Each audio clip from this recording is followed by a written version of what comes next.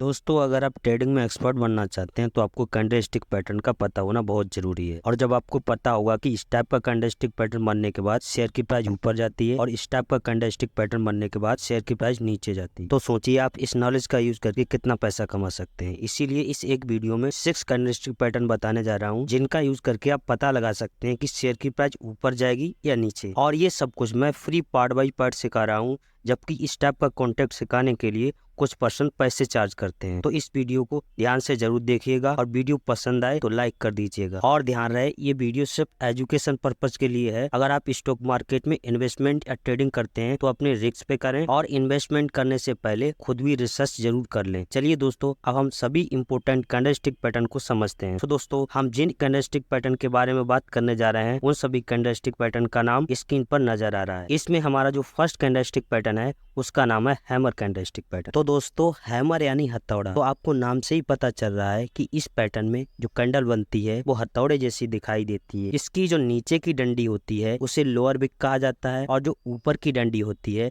उसे अपर विक कहा जाता है। अब मैं आपको 4 ऐसी कंडीशन बताऊंगा जिन कंडीशन से आप आइडेंटिफाई कर सकते हैं कि ये कैंडल हैमर कैंडल है या नहीं। सो दोस्तों, हैमर कैंडल को आइडेंटिफाई करने के लिए ये 4 कंडीशन होना बहुत जरूरी है। पहला, शेयर डाउन ट्रेंड में होना चाहिए, यानी शेयर की प्राइस गिर रही होनी चाहिए। अगर शेयर की प्राइस बढ़ रही है तो हम इसे हैमर कैंडल कंसीडर नहीं करेंगे। दूसरा, एक हैमर कैंडल बनने के लिए उसकी जो अपर विक है वो छोटी होनी चाहिए या फिर नहीं भी होनी चाहिए, और जो लोअर विक है वो बहुत लंबी होनी चाहिए। उसकी बॉडी का जो साइज है उसके डबल से भी लंबी होनी चाहिए। तो अभी आपको जो स्क्रीन पर कैंडल नजर आ रहा है, इसकी जो अपर विक है वो बहुत छोटी है और लोअर विक बॉडी के कंपैरिजन में 2 गुना से ज्यादा है, इसीलिए एक हैमर कैंडलस्टिक है। तीसरा, हैमर कैंडल ग्रीन भी हो सकती है और रेड भी बन सकती है, लेकिन अगर ग्रीन है तो ज्यादा वैलिड सिग्नल माना जाता है, लेकिन अगर रेड भी है तो हम उसे हैमर कैंडल ही कहेंगे। और फोर्थ कंडीशन है, हैमर कैंडल बनने के बाद उसकी जो नेक्स्ट कैंडल बनती है वो हैमर कैंडल के ऊपर बननी चाहिए, तभी हम उसको हैमर कैंडल कह सकते हैं। अगर वो हैमर कैंडल के लो के नीचे क्लोज करती है तो हम उसे हैमर कैंडल नहीं कह सकते। तो जैसे ये हैमर कैंडल है और इसके बाद जो नेक्स्ट कैंडल बनती है वो हैमर कैंडल के हाई के ऊपर बनती है तो एक वैलिड सिग्नल माना जाता है। तो दोस्तों, अगर ये चारों कंडीशन फुलफिल हो जाती हैं तो इसका मतलब है कि मार्केट यहाँ से ट्रेंड चेंज कर सकता है। अभी तक शेयर की प्राइस नीचे गिर रही थी, अब शेयर की प्राइस उठ सकती है, तो ये एक बुलिश सिग्नल है, तो आप यहाँ पर बाय कर सकते हैं। तो इसमें जो आपको एंट्री लेनी होगी वो हैमर के ऊपर लेनी होगी, यानी जो नेक्स्ट कैंडल बनी है उसमें जब वो हैमर के ऊपर क्लोज करेगी तब आप यहाँ पर एंट्री ले सकते हैं, और आपका जो स्टॉप लॉस है वो हैमर कैंडल के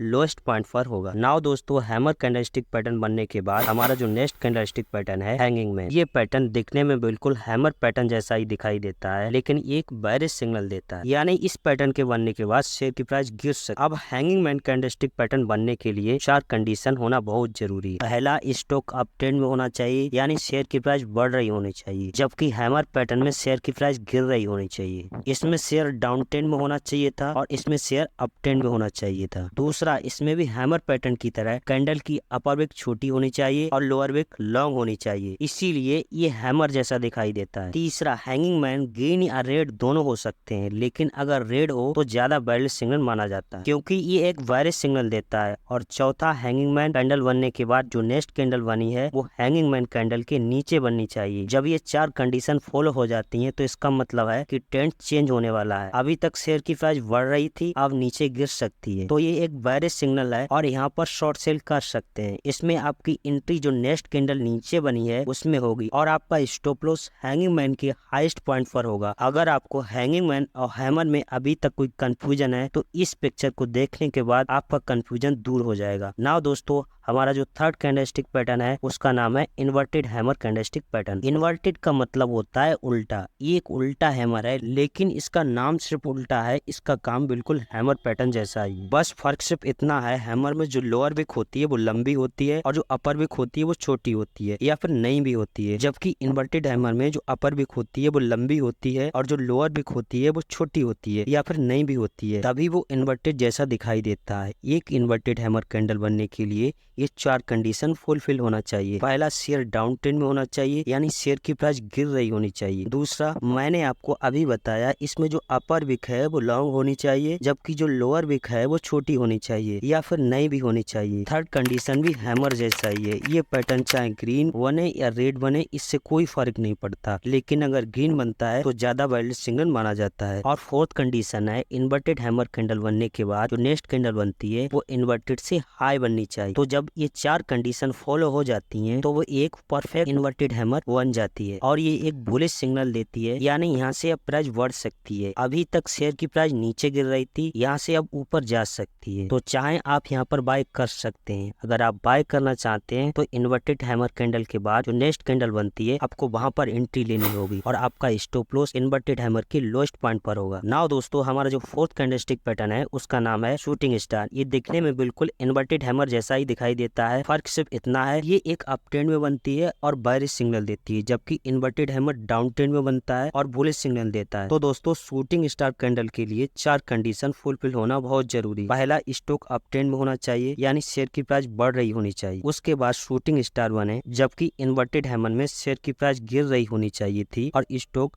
डाउन ट्रेंड में होना चाहिए था। दूसरा, जो शूटिंग स्टार में अपर विक है वो लॉन्ग होती है और जो लोअर विक है वो शॉर्ट होती है। तीसरा, shooting star candlestick pattern red भी बन सकता है और ग्रीन भी बन सकता है। अगर ये रेड बनता है तो ज्यादा बेयरिश सिग्नल माना जाता है, क्योंकि ये एक बेयरिश सिग्नल देता है। और चौथा, शूटिंग स्टार कैंडलस्टिक पैटर्न बनने के बाद जो नेक्स्ट कैंडल बनती है वो शूटिंग स्टार कैंडल के नीचे बननी चाहिए, तभी हम कंफर्म कर सकते हैं कि इसके बाद शेयर की प्राइस नीचे गिर सकती है। दोस्तों, अगर ये चारों कंडीशन लागू हो जाती हैं तो आप शेयर को बेच सकते हैं या फिर शॉर्ट सेल कर सकते हैं, क्योंकि ये एक बेयरिश सिग्नल देता है और इससे पता चलता है कि इसके बाद शेयर की प्राइस नीचे गिर सकती है। अगर आप शॉर्ट सेल करते हैं तो जो शूटिंग स्टार कैंडल के बाद जो नेक्स्ट कैंडल बनती है आपको वहां पर एंट्री लेनी है और आपका स्टॉप लॉस शूटिंग स्टार के हाईएस्ट पॉइंट पर होगा। नाउ दोस्तों, हमारा जो फिफ्थ कैंडलस्टिक पैटर्न है उसका नाम है बुलिश एंगल्फिंग। इसके नाम से ही पता चल रहा है कि एक बुलिश सिग्नल देता है। तो जब भी कभी मार्केट डाउन ट्रेंड में होता है और डाउन ट्रेंड में एक ऐसी रेड कैंडल बनती है और उस रेड कैंडल के बाद एक ऐसी ग्रीन कैंडल बनती है जो कि फर्स्ट रेड कैंडल को पूरा एंगल्फ कर लेती है, यानी कवर कर लेती है, तो ये होता है बुलिश एंगल्फिंग। इसमें हमारी जो सेकंड ग्रीन कैंडल है वो फर्स्ट कैंडल के नीचे ओपन होती है और फर्स्ट कैंडल के ऊपर क्लोज होती है, तभी ये फर्स्ट कैंडल को पूरा कवर कर पाती है। तो जब भी कभी इस तरीके का पैटर्न बनता है